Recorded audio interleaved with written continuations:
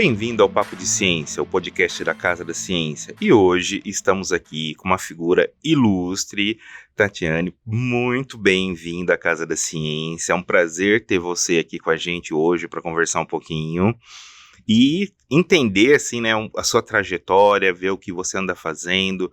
Você que, assim, que é uma colaboradora aqui da Casa da Ciência há muito tempo, né? Já orientou grupo, já deu palestra, já fez um monte de coisa. E é um prazer ter você aqui hoje, aqui, conversando um pouco com a gente. E eu que agradeço, Vinícius. Fiquei super feliz e honrada com o convite. E vamos embora, vamos ver o que a gente pode aprender hoje aqui. Bem, então vamos começar, né? Mais ou menos seguindo a linha do que a gente sempre conversa, a respeito um pouco da sua formação. Né? Em que momento, quando você está lá, né, lá no ensino médio, está pensando em qual carreira seguir, para onde ir, que momento que a ciência, de repente, você falou, opa, isso é legal, né? Quando que foi esse start para você? É muito difícil de eu entender exatamente, né, quando eu faço essa retrospectiva, exatamente se teve algum momento decisivo. Não consigo definir nenhum. E na minha época, lá nos anos 80, né, a gente não tinha tanto acesso, assim, não tinha aulas de ciência na escola, por exemplo, não tinha nada disso. Mas eu tinha dentro de mim uma curiosidade, talvez, não sei se acima do normal, mas, né, de saber como que as coisas funcionam e tal. E eu lembro de eu e meu irmão mais velho, a gente brincar muito de cientista, assim, acho que baseado no que a gente via nas TV, nos desenhos, não sei, a gente brincava muito de misturar coisas, de ver o que acontecia, de ver a direção do vento.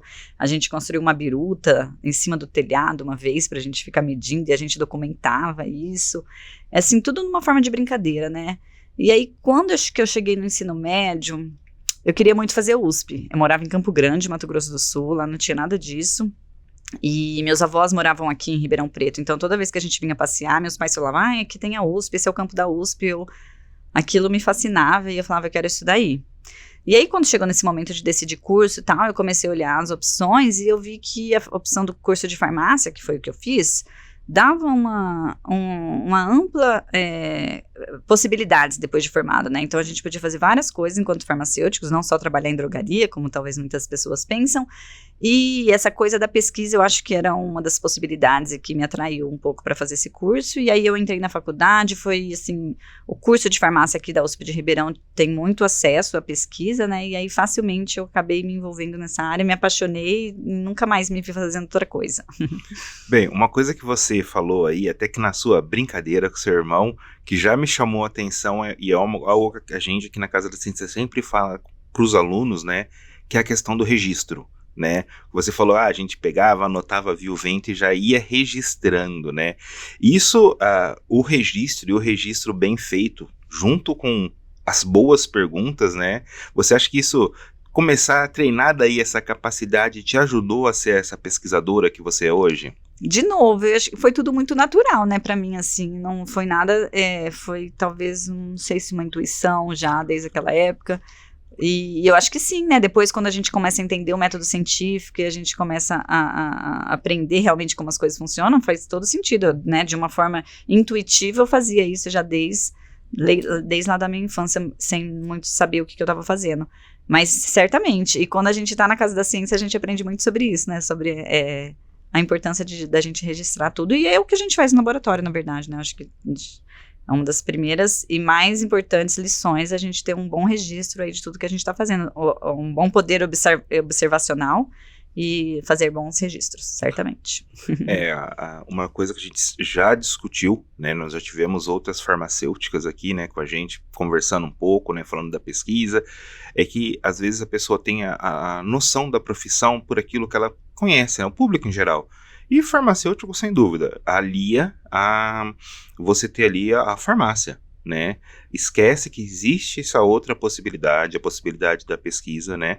O pessoal aqui da farmácia, não só no nosso curso, mas tem sempre um pé muito bem fincado na pesquisa, né? Em se conhecer mais, aprofundar. E isso é muito importante nesse ponto aí da graduação, né?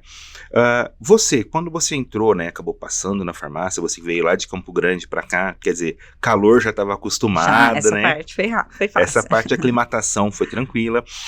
Você já começou com pesquisa na graduação ou você deixou isso mais para pós? Como é que foi essa sua entrada agora de verdade, né, dentro da pesquisa?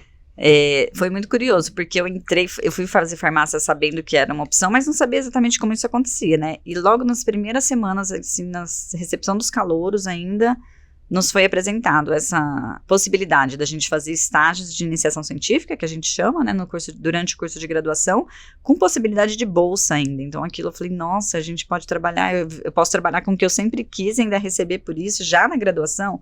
Então, assim, foi super importante. Isso eu não sei se essa é uma realidade de todas as faculdades, né? Mas aqui na USP a gente tem essa opção. E durante o primeiro ano eu estava ainda me acostumando, né, com a faculdade, toda uma mudança de métodos de ensino, então eu levei um tempo para me adaptar, confesso. Mas no final do primeiro ano eu comecei a me interessar e comecei a conversar com algumas pessoas e foi um calouro meu que começou a fazer algumas perguntas tentando me ajudar nesse sentido, o que eu gostava, o que eu não gostava, e aí ele me apresentou alguns professores e falou, vai falar com esses aqui, vê se, né, qual que você se encaixa, e aí a primeira professora que eu fui falar já deu um match ali, eu já comecei no final do primeiro ano a fazer iniciação científica. Bem, gente, e nunca mais parei. Bem, só lembrando aí vocês, né, que aqui na USP é uma faculdade pública, né, então você não tem que pagar nada para você estar fazendo a faculdade, então por isso que a gente sempre fala na Casa da Ciência, né, para ir se preparando, para ir treinando no quebra-cuca, para poder aí ter uma escrita melhor, né, que isso é uma coisa que é muito cobrado, certo? E você tem essa possibilidade, além de não pagar a faculdade, você receber uma bolsa, lógico, é uma ajuda de custo, na verdade, mas já é melhor que nada, né? Certamente, é super incentivo, né? É bem essa coisa de incentivar, você vê que, olha, ciência, além de te dar ali todo o sustento intelectual, também te ajuda, de repente, ali a comprar um livro no final do mês, alguma coisinha assim, já vai te dando um caixa para isso. Sim, e mais do que isso, ainda ajuda você a poder participar de reuniões científicas, né, que geralmente, às vezes, tem que viajar para isso, ou pagar para se inscrever, então essa ajuda de custo aí, com certeza, ajuda nesse sentido também, de permitir você acessar e participar de encontros, né, de reuniões científicas. Não, isso é fantástico, gente, uma oportunidade única, né? Mas você, na graduação, você começou a trabalhar com o que propriamente, nesse seu primeiro contato com a ciência? Eu lembro que uma das questões, a ciência é muito ampla, né? A gente pode fazer muitas coisas e dentro do curso de farmácia a gente tem muita química, muita biologia, então as possibilidades são muitas. E esse meu veterano que estava tentando me ajudar a identificar, ele começou a me fazer algumas perguntas. Eu lembro que uma das perguntas que ele me fez você gostaria de trabalhar com animais, com modelos animais de experimentação, né, camundongos ou ratos? E eu falei, não, eu não gostaria. Não é para mim, tudo bem, né? Então, isso me ajudou um pouco a definir. E aí, no fim, eu fui para um laboratório que trabalhava com modelo de drosófila, que é aquela mosquinha da fruta. E aí, a parte de genética. Então, eu fiquei trabalhando 3 anos nesse laboratório, foi muito legal, aprendi muitas coisas. Na verdade, né, era muito legal, porque o que a gente fazia era engenharia genética ali, basicamente. A gente ficava cortando e religando um pedaço de um gene específico, que era o interesse do laboratório, e eu ficava tentando fazer essas construções genéticas diferentes e colocava isso no embrião da drosófila para ver o que acontecia. Era muito legal, assim, e fiquei fazendo isso por esse tempo, aprendi muita coisa, foi bem bacana. Às vezes esses ensaios que nós temos durante a graduação, né, ajuda a gente a conhecer novas técnicas, novos laboratórios, novos procedimentos, né, que às vezes nem que você não vai seguir exatamente esse caminho na sua pós, mas ele vai ter toda uma bagagem ali que ele vai trazer para você poder direcionar, né, essa sua carreira, né, então isso é uma parte muito legal. E foi exatamente isso, Vinícius, o que aconteceu é que eu tive toda essa experiência com a parte genética, de biologia molecular, que a gente chama, mas aí foi passando o tempo, apesar de eu gostar muito do que eu estava fazendo, me faltava alguma coisa, sabe? Eu estava me formando como farmacêutica, e eu falava, eu queria trabalhar mais com humanos, com saúde humanas, né? Eu tô gostando de trabalhar aqui com as moscas da fruta, mas eu queria trabalhar com uma coisa mais aplicada, que eu conseguisse entender melhor. E aí foi quando eu vim pro Hemocentro. Na verdade, eu fiz o curso de verão do Hemocentro, quando eu estava me formando, e aí eu conheci as linhas de pesquisa daqui, e aí como eu já fazia biologia molecular, eu acabei me aproximando e fui conversar com a professora Simone na época, né, que é a coordenadora do Laboratório de Biologia Molecular, e aí foi quando eu comecei, então, a fazer essa migração e começar a trabalhar com saúde humana. E aí eu aproveitei justamente todo o meu conhecimento que eu tinha adquirido durante a iniciação científica, aplicado, então, nesse caso, em saúde humana. Você já não é a primeira pessoa que fala aqui com a gente da importância, né, dos nossos cursos, tanto o curso de verão, quando nós temos aí o curso de inverno também, todos os setores aqui praticamente da USP oferecem isso, né, então você que está escutando a gente aí, que está fazendo a graduação, é uma ótima oportunidade de você conhecer um laboratório, conhecer uma linha de pesquisa ou vários laboratórios, que geralmente nesse tipo de curso é dividido, né? Então você passa ali um dia ou 2 em cada laboratório e conhece um pouco dessa rotina, né? Então ali é uma ótima oportunidade de você estar conhecendo o núcleo de pesquisa e se aprofundando no que ali é feito, né? Saiu da graduação, está saindo, entrou na pós, né? Você falou que já conheceu, já veio aqui trabalhar no Hemocentro. Quando você entra na pós, você já vai trabalhar com o que aqui no Hemocentro? Qual foi o seu primeiro contato de uma forma mais aplicada no ser humano? Então, aí eu fui trabalhar no laboratório da professora Simone Kashima, e elas trabalhavam com uma infecção viral, pelo um vírus que chama HTLV.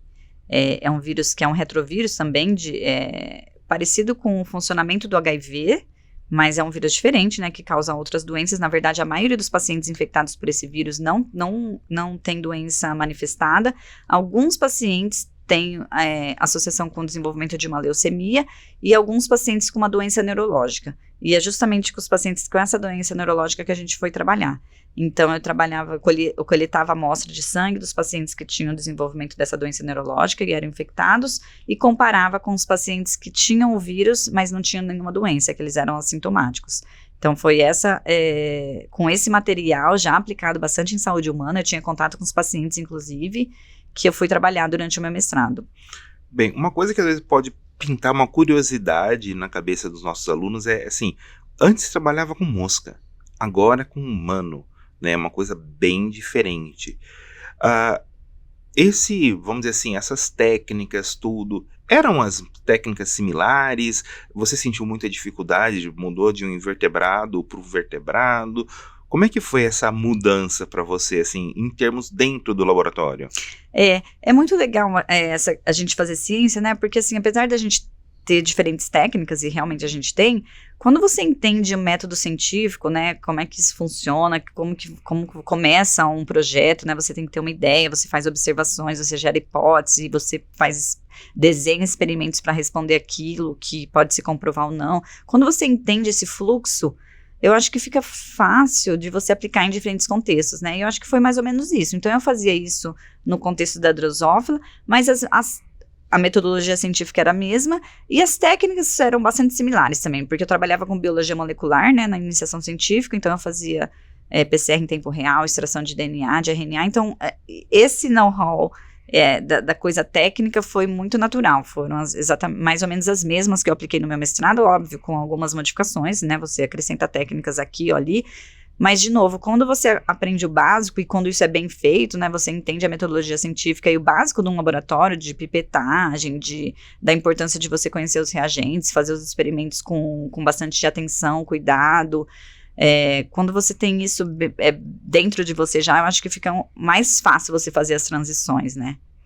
E assim foi na minha carreira, assim, eu tive vários momentos de transições, de modelos, de assuntos, de projetos, mas eu acho que, de novo, quando você vem fazendo isso sistematicamente, eu acho que é fácil você fazer essas transições. Não, é isso que você falou mesmo, né? A gente conhecendo o método científico, né? Você pode até ter, de repente, ali uma ou outra variação dentro da técnica, já que está trabalhando com um modelo diferente, mas o caminho acaba sendo o mesmo, né? Às vezes você só tem que andar um pouquinho mais para um lado ou para o outro, mas acaba chegando no mesmo processo. Não, realmente, eu acho que isso é muito natural da ciência, na verdade, até porque as técnicas vão evoluindo todos os dias e muito rápido, né? Então, assim, hoje a gente faz coisas que nem existiam naquela época. Então, uma característica do cientista, eu acho que é exatamente essa, você tem uma boa base de formação para você conseguir fazer essas transições, essas evoluções, né, naturalmente. Essa adaptabilidade do pesquisador, sim, né? Sim. Tendo uma boa base, um bom alicerce, né, nesses primeiros caminhos, né, dentro da ciência, você consegue ali ir se modificando. Bem, você saiu ali da pós, acabou, e hoje você está como jovem pesquisadora lá na farmácia, né? Retornou à faculdade de É. farmácia, né? Para você hoje, nesse papel, né, que você está como uma orientadora, orientando novos jovens, isso foi uma mudança muito grande? Você achou que a sequência é natural, sentiu isso fácil? Como é que foi encarar esse novo desafio? Eu acho que foi mais ou menos natural, porque ao longo da minha formação, da minha pós-graduação, a gente isso foi muito legal, e eu não acho que isso seja comum em todos os laboratórios, mas aqui no Hemocentro, né, eu fiz mestrado e doutorado aqui, e aí foi muito legal isso, porque a gente já vem fazendo essa experimentação. Então, dentro do Hemocentro aqui, a gente já tinha um contato com a Casa da Ciência, então eu já comecei ao meu papel de formação, de orientação, eu acho que aqui dentro com vocês, né, a gente já orientava os alunos da Casa da Ciência, então a gente já começou, acho que essa construção nesse momento, e aí eu acho que isso foi um pouco natural para mim. É claro que quando você se vê nesse momento, a responsabilidade é muito grande, né, então hoje, faz 4 anos, na verdade, agora em setembro, que eu comecei meu grupo de pesquisa, né, independente lá na farmácia.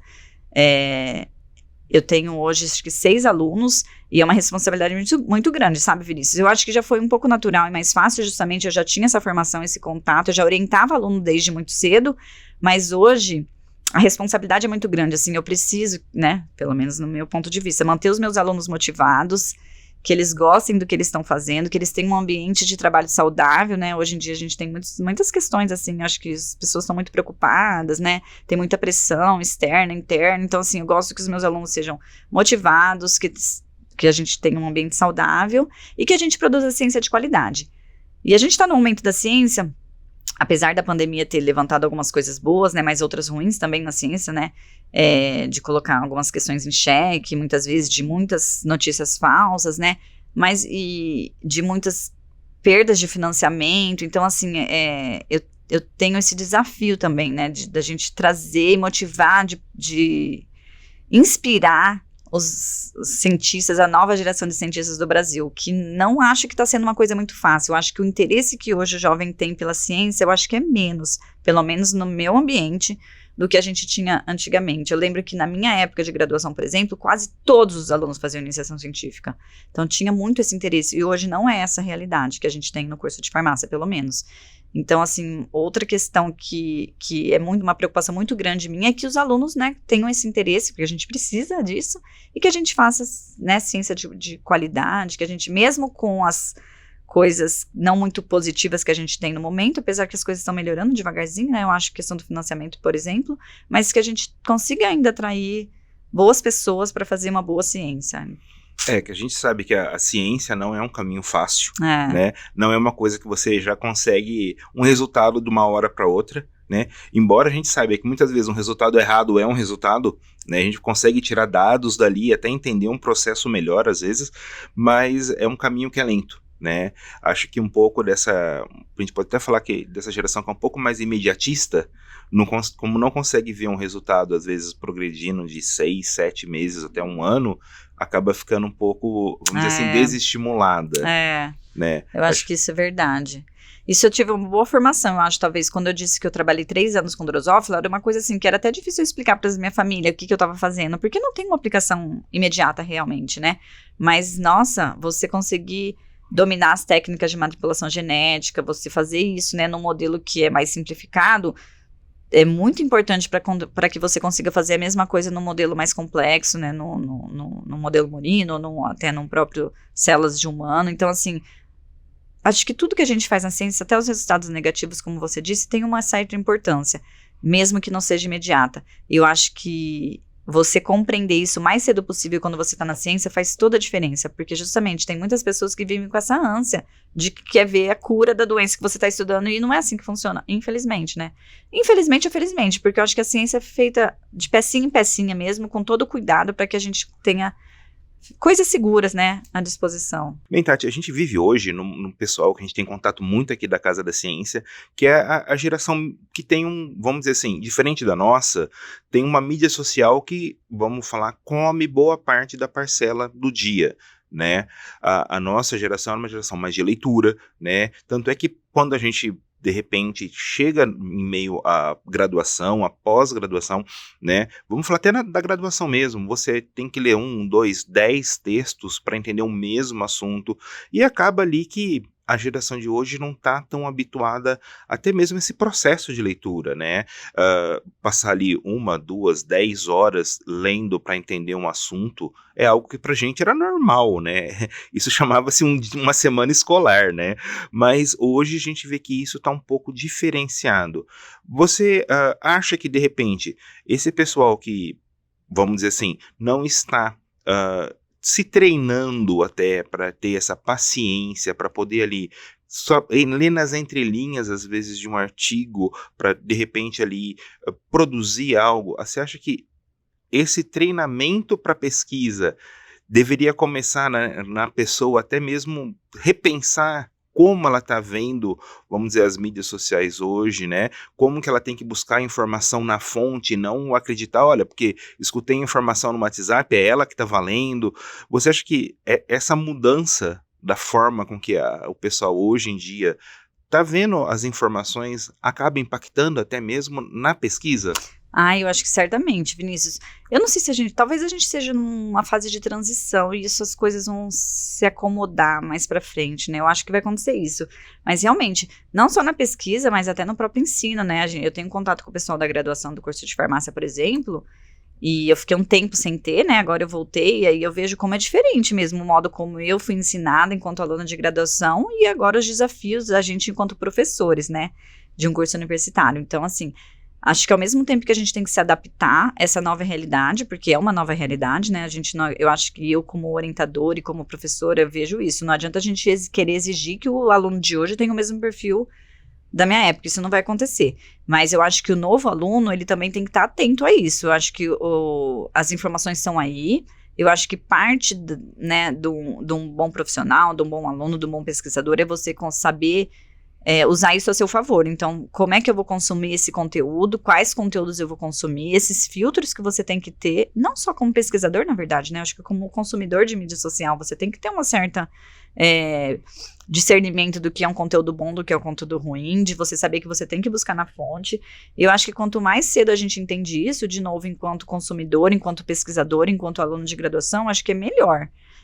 Mas falando um pouco mais de pesquisador mesmo, pessoas que têm essa vontade de trabalhar com pesquisa, sim, não tem muito como fugir, eu acho, né? Eu acho que a leitura ainda faz muito parte, eu acho que só que hoje o acesso é muito mais fácil. Então, se antes eu tinha poucos ou menos artigos da minha área que eu tinha que ler, hoje tem muito mais. Então, você saber fazer esse filtro também, eu acho que é uma questão importante. Eu acho que com o tempo a gente vai adquirindo isso, mas não tem muito como fugir mesmo. Eu acho que você estudar, você tem que estudar, né? Seja estudando, vendo um vídeo, seja lendo artigos, seja assistindo aulas. Eu acho que isso a gente tem que entender que faz parte, eu acho que vai continuar fazendo parte aí do ensino, da pesquisa. Eu acho que quando a pessoa entende isso, aceita e se treina ou se adapta a isso, eu acho que é mais fácil da coisa acontecer melhor.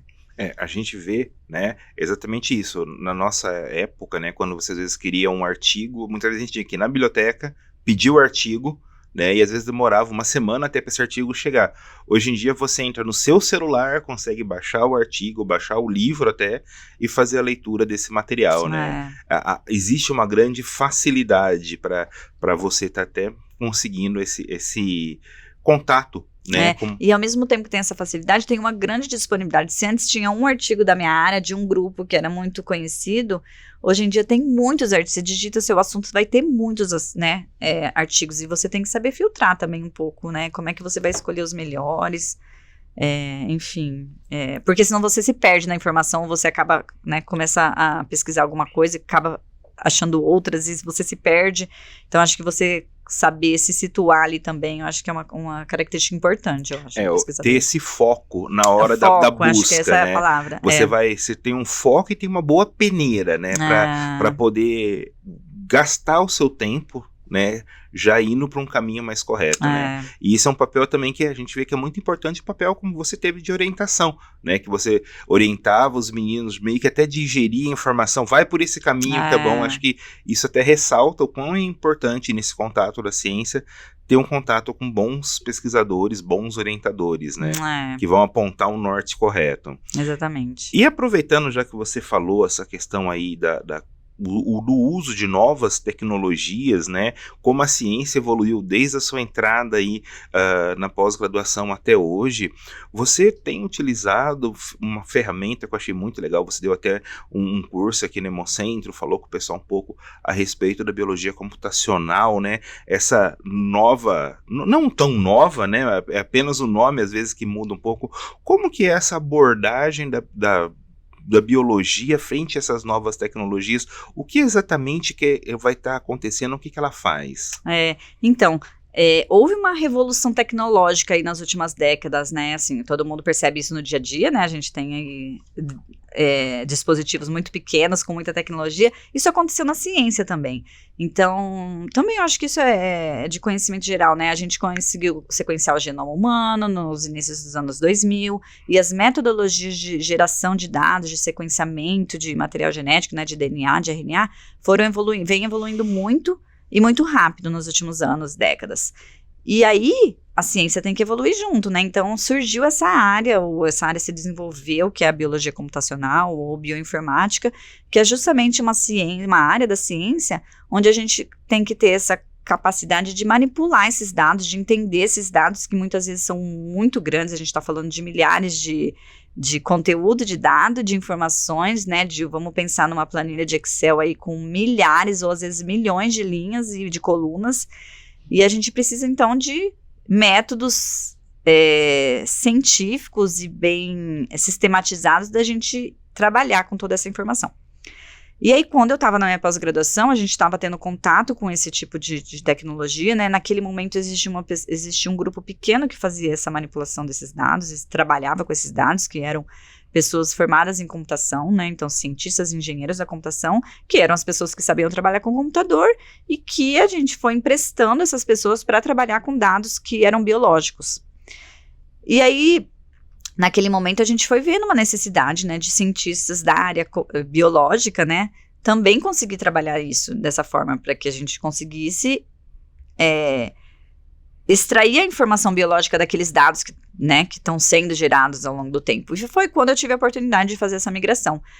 E aí, como eu disse, do mesmo jeito que eu trabalhava com drosófila, fui trabalhar com modelos humanos, eu fiz essa transição de fazer os experimentos que eu fazia na bancada, com as pipetas, com as placas de Petri, os tubos de ensaio, eu fui fazer experimentos, só que usando o computador.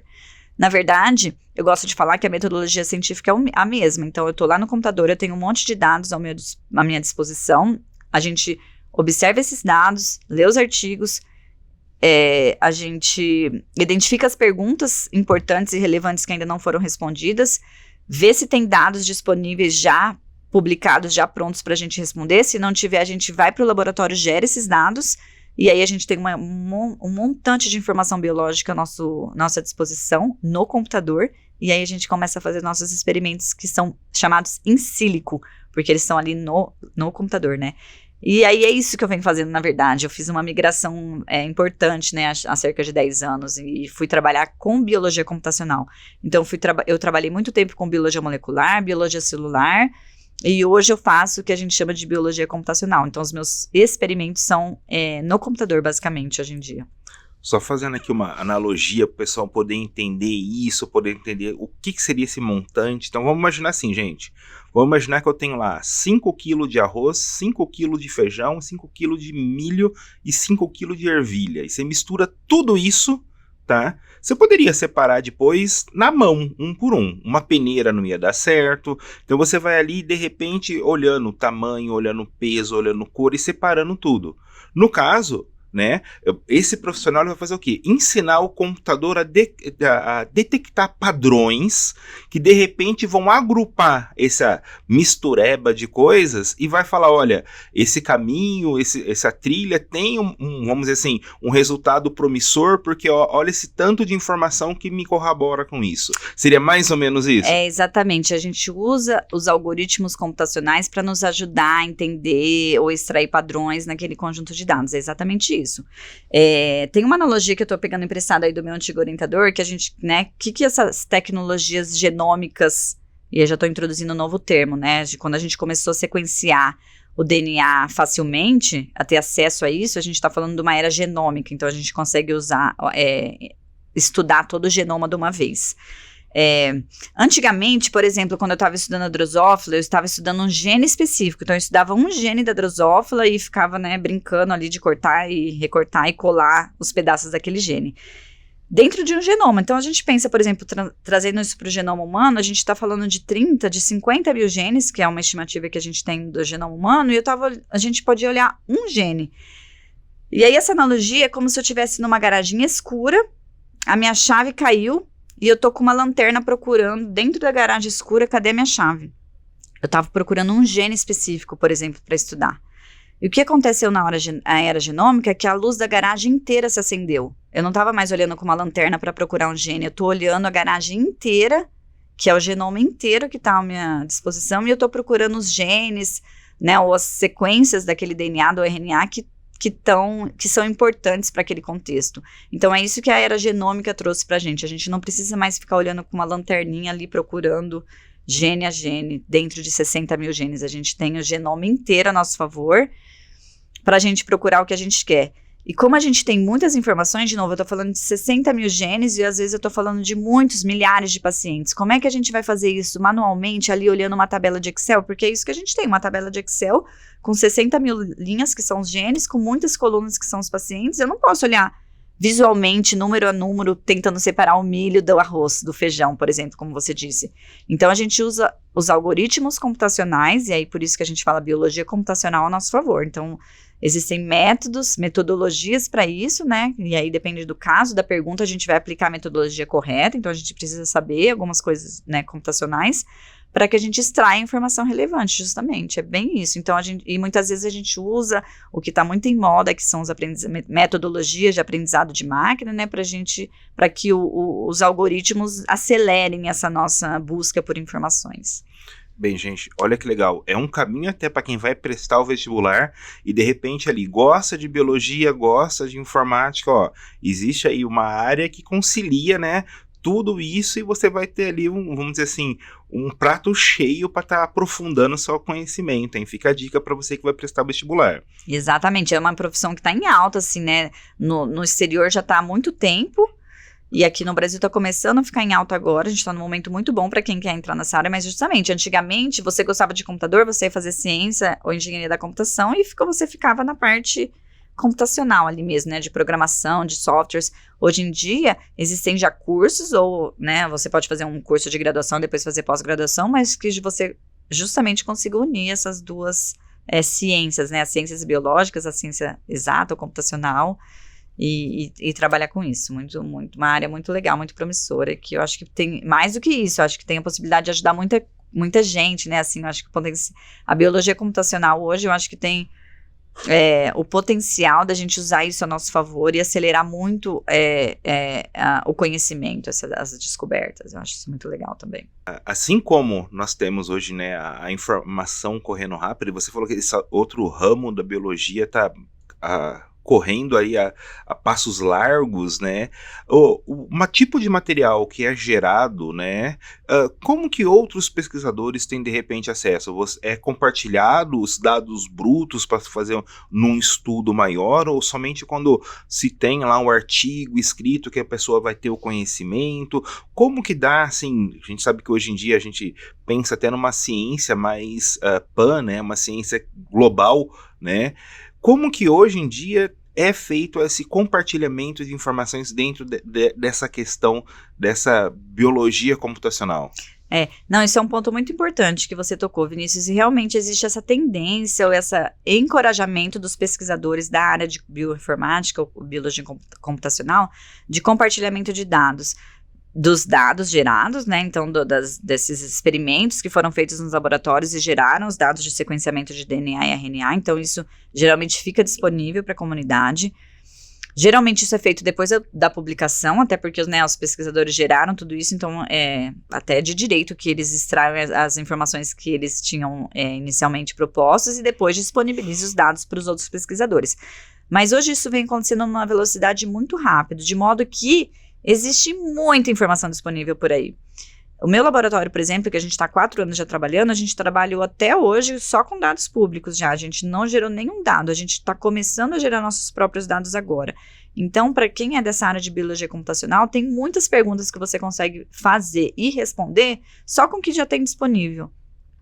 E a gente tem essa, né, como é um trabalho científico, assim, né, a priori a gente não tem o objetivo de geração de lucros.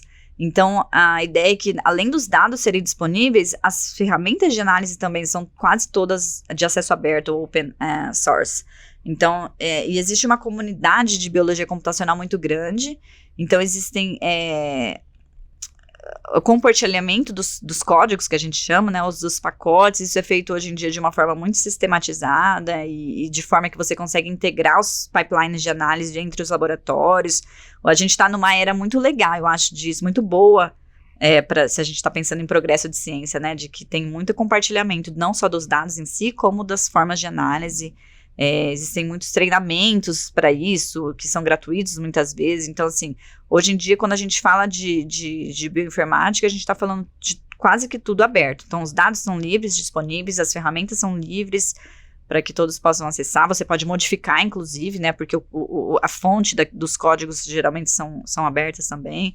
Eu acho que tudo com esse intuito da gente favorecer e acelerar o progresso, né? Não é? Que é muito legal. Isso é muito legal, né? Porque você passa daquela ciência que antes, vamos pegar lá os monges copistas lá, copiando escondido no fundo do mosteiro. Agora não, é tudo aberto, é tudo escancarado, e isso dá mais qualidade, né? Porque todo mundo tá de olho no que você está fazendo. Exatamente, né? Passa por um crivo ali natural, né? Porque você publica uma coisa, depois o outro pesquisador do outro grupo vai tentar reproduzir aquilo, e aí se não consegue, é ruim para você até. Então, a gente passou até por então, quando você vai publicar um artigo que você gerou dados, né, biológicos, geralmente a maioria das revistas encorajam que você deixe o dado disponível. Isso daí já vem sendo feito há algum tempo. Hoje em dia, a maioria das revistas querem que você disponibilize, inclusive, o código que você gerou para você gerar os seus dados, né, para você produzir os seus resultados. E justamente isso não deixa de ser um crivo ou uma validação dos seus achados, né, porque outras pessoas vão poder e querer reproduzir o que você fez. E eu acho que isso é super desejável para a ciência, né, porque a gente quer o quê? Uma ciência aberta, reprodutível, para que a gente acelere justamente o conhecimento. Ninguém quer ou não deveria querer guardar a tecnologia só para você, só para o meu laboratório, porque daí eu estou ajudando a quem? Não tô ajudando ninguém. A qualidade é aprimorada quando você faz isso com todo mundo, em todo lugar do mundo, testando aquilo que você fez. E melhorando sempre, né? Não, excelente. E cada um que mexe um pouquinho a mais, fiz isso, olha o resultado. Então você acaba progredindo, né?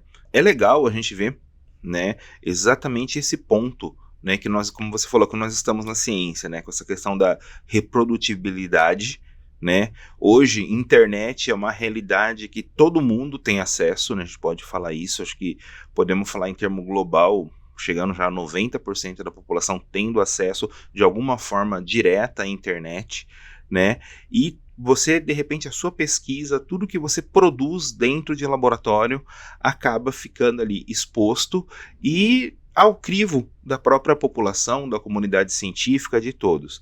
E puxando um pouco ali a sardinha, você acabou ganhando um prêmio, que quando a gente viu, a gente ficou muito orgulhoso, né? Olha, ela orientou a aluninha aqui da casa, que acabou sendo um pouco de um respaldo até para esse momento que a gente encontra e para você. Você poderia falar um pouquinho a respeito desse prêmio que você ganhou? Nossa, sim.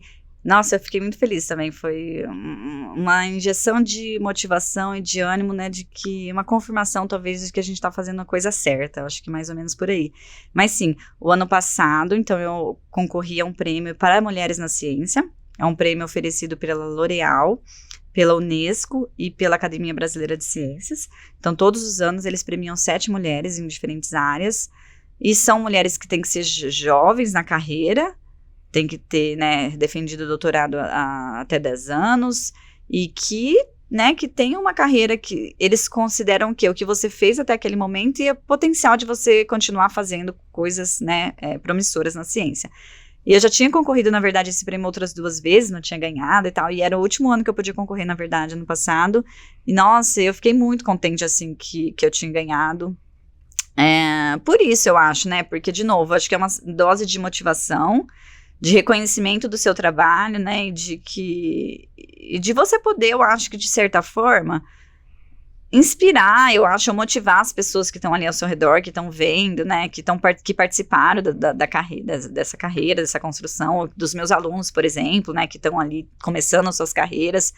Eu acho que toda vez que a gente valoriza um cientista, eu acho que isso é muito bom, né, eu acho que esse prêmio ainda tem o viés não, mas a intenção de valorizar as mulheres na ciência, que são subrepresentadas. Então, acho que isso foi muito importante, não só para mim, obviamente para mim, né, mas eu acho que para as mulheres, para os cientistas, para os brasileiros, acho que para todo mundo aí que está ao nosso redor, mas eu fiquei muito contente também. Você ali, como você falou, eram só 7, né, pessoas que acabaram, eles analisaram todo o currículo, todo o trabalho das mais diferentes áreas. O que você acha que de repente fez com que eles olhassem aí nessa trajetória que nós vimos aí, que você contou um pouco pra gente e falasse, essa pessoa aí merece. O que você acha que de repente fez os olhos deles brilharem e chamou a atenção pra você? Ai, Vinícius, eu não sei não sei exatamente também, né? Não sei essa resposta, na verdade, mas eu acho que, de novo, é um conjunto do que eu já tinha feito, porque todo cientista, não é fácil a carreira de cientista, né? Eu acho que é uma luta ali todos os dias, você tá sempre se questionando, será que eu tô fazendo a coisa certa? Será que eu vou ter condições de descobrir alguma coisa relevante? Os financiamentos sendo cortados, então assim, não é fácil a carreira do cientista.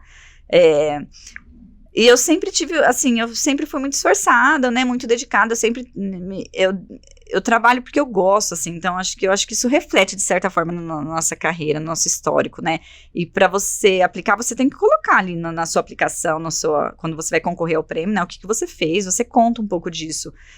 E eu não sei, talvez seja isso, eu contei um pouco das coisas que eu já passei, né, das coisas boas, das dificuldades, e você também tem que colocar um projeto do que você pretende fazer, né, para esse prêmio. E atualmente eu estou trabalhando numa área que é com câncer, acho que a gente não falou ainda disso aqui, né, mas eu trabalho com dados de pacientes com câncer. Eu estou trabalhando especificamente com um tumor que é muito agressivo, que é um tumor cerebral chamado glioma. E o meu propósito, né, não só na carreira, mas de vida, é justamente conseguir achar alguma coisa que eu consiga ajudar. Nossa, um paciente, poxa vida, o paciente foi diagnosticado e eu gerei informações ou conhecimento que está ajudando esse paciente. Eu acho que isso, se um dia eu tiver uma coisa assim, que eu sei que eu ajudei alguém, eu acho que vai ser... Eu zerei a vida, sabe? Eu acho que essa motivação, eu acho que esse potencial, né, do que eu tô propondo a fazer, de ajudar as pessoas, né, com pacientes com câncer muito agressivo, acho que isso também pode ter contado, eu acho, aí, para esse reconhecimento. Sem dúvida, né, a gente vendo um pouco do seu currículo, tudo que você passou, a gente vê que realmente ali, né, você tá num caminho ascendente muito legal, né, e como você disse, juntando um pouquinho de cada etapa, a gente vê ali que a coisa tá progredindo e progredindo muito bem, né? E agora a gente vai chegar exatamente nesse ponto que eu ia falar com você. No momento, né, você está trabalhando com a questão da bioinformática, tudo mais. Qual é a linha que você está seguindo no seu laboratório? Com que vocês têm trabalhado propriamente? Ai, nossa, eu tô no momento que a gente tá fazendo várias coisas, todas as coisas legais. Então, tudo com tumores, né? A gente trabalha hoje, meu laboratório chama Epigenômica do Câncer, porque a gente trabalha justamente com o genoma, com o epigenoma de pacientes com câncer. A gente tem esse projeto dos gliomas, onde a gente tenta melhorar a classificação dos tumores, dos pacientes, na verdade. Então, a gente procura marcas no DNA e no RNA desses pacientes e que nos indique, esse grupo de pacientes tem um tumor parecido do ponto de vista molecular do DNA, do RNA. E eles têm essas características que fazem com que eles tenham um prognóstico melhor ou pior.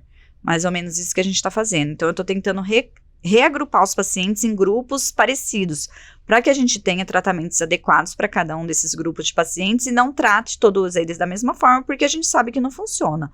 Então, tem características ali moleculares naqueles tumores que fazem esses tumores serem diferentes e os pacientes, né, terem desfechos diferentes. Então, o que eu mais faço, na verdade, nos últimos anos e que a gente vai continuar fazendo, é achar essas características cada vez mais refinadas e melhores para a gente melhorar a classificação dos pacientes. Isso é uma das grandes coisas que a gente faz. E aí, o que a gente está fazendo agora é coisas que a gente está achando nessas amostras desses pacientes que a gente pega dos bancos de dados, né? Como eu disse, até hoje a gente não gerou muitos dados, a gente pega coisas que já estão aí disponíveis. A gente já achou coisas importantes, que a gente acha importante, e aí a gente está construindo modelos in vitro para a gente testar isso. Então, isso é outra coisa que a gente está fazendo. Então, recentemente eu comprei algumas linhagens celulares de tumores, né, de pacientes com tumores. Estamos crescendo isso nas placas de Petri e estamos testando alguns medicamentos que a gente tem evidências que vão funcionar em grupos de pacientes diferentes. Então, isso é uma das grandes coisas que a gente está fazendo. A gente também está trabalhando com microbioma, que são aquelas, né, a gente está tentando identificar os micro-organismos que fazem parte da microbiota intestinal, também pensando nos tumores com pacientes com tumores de colo e reto, né, então é uma outra área que também está crescendo aí, que eu não tive experiências prévias, mas que o meu laboratório está desenvolvendo alguns pipelines para a gente também partir para essa parte do microbioma. A gente está trabalhando com outros tipos tumorais também, além dos tumores do sistema nervoso central, né? Eu já mencionei o colo reto, mas a gente também tem um trabalho com tumores de pâncreas também agora, que é um tumor também bastante agressivo. E a gente está usando dados de células únicas também, né? Não sei se a gente tem tempo de aprofundar isso, mas a gente quando a gente avalia o RNA de cada célula do microambiente tumoral ali, porque a gente sabe que dentro de um tumor não tem só um tipo de célula. Tem a célula tumoral, tem a célula do tumor de origem, no caso do pâncreas, por exemplo, que não é tumoral, tem as células imunológicas que estão ali tentando combater aquele tumor. Então, a gente tem esse projeto de câncer de pâncreas, onde a gente está analisando cada célula individual daquele tumor, para a gente tentar entender também por que alguns tumores são mais agressivos, outros não, se o sistema imunológico tem um papel importante ali. Então, a gente está indo por diferentes vertentes agora. A gente está num momento que a gente está expandindo aí nossas linhas de pesquisa no laboratório, que me deixa muito feliz, empolgada e com a responsabilidade muito grande também. É legal, né, às vezes o pessoal que não tem esse contato com a ciência vê exatamente esse ponto, que um centro de pesquisa, um pequeno núcleo de pesquisa ali, ele abre tantas portas, né, e como você disse, no seu caso, com o potencial de ajudar tanta gente, né, essa nova análise no caso, como você disse, né, dos vários tipos celulares, né, genômicos dentro de um mesmo câncer, ajuda até você de repente pensar em medicações mais personalizadas, que não vão agredir tanto o paciente, que já vão ali chegar de repente para exatamente aquele tumor sem ter tanto efeito colateral, né, você já dá um respaldo até melhor, né, para essa parceria, para essa comunidade, né, para esse paciente, né? Ah, exatamente isso. Existe esse termo medicina de precisão, né, que é assim, de uma forma indireta é o que a gente está buscando, da gente achar essas características aí de cada tumor, ou de cada grupo de tumores parecidos, né, dos pacientes, para que a gente consiga definir mesmo o melhor tratamento, o melhor manejo clínico para os pacientes, e que isso seja feito de uma forma mais individualizada, né, mais precisa, do que a gente tratar todo mundo da mesma forma, de modo que a gente sabe que não funciona, né? Gente, às vezes vocês ficam até pensando assim, não, mas isso de fazer um remédio, não é fazer um remédio só para mim, é dentro de grupos de medicações e falar, olha, esse remédio resolve. Não ficar testando como empiricamente, hoje, como é muitas vezes feito. É feito, tenta com esse, não dá certo. Não, já ir direto pro remédio, que é que vai te dar um melhor resposta. Isso já é feito no mundo e já é feito no Brasil, tá? E pelo SUS ainda, hein, gente? Então não vão achar que, de repente, isso está muito longe, não. Já está acontecendo, né? E a tendência também é essa, que cada vez amplie mais e mais, e com uma maior precisão. Exatamente, a gente está nessa era justamente muito promissora, porque a gente tem ferramentas à nossa disposição que ajuda a gente a fazer essas identificações, né, essas reclassificações aí, e achar essas marcas ou esses alvos terapêuticos, né, para que a gente tenha tratamentos cada vez mais eficazes. Eu acho que a gente está numa ótima era para isso. Para isso a gente precisa do quê? De bons pesquisadores motivados para que a gente, né, consiga gerar esses conhecimentos, avançar esse conhecimento aí. E isso é até uma coisa que nós aqui sempre repetimos aqui na Casa da Ciência, que se o aluno tem essa aptidão, se ele gosta, se ele tem, vá atrás, de repente aí preste um vestibular, tem esse caminho também em mente, né? Porque é um caminho, como você disse, que é um caminho longo, né? Mas que os frutos são muito legais, né? Mas vamos lá, pra gente estar dando assim já essa indo pro encerramento da nossa conversa, que está sendo maravilhosa.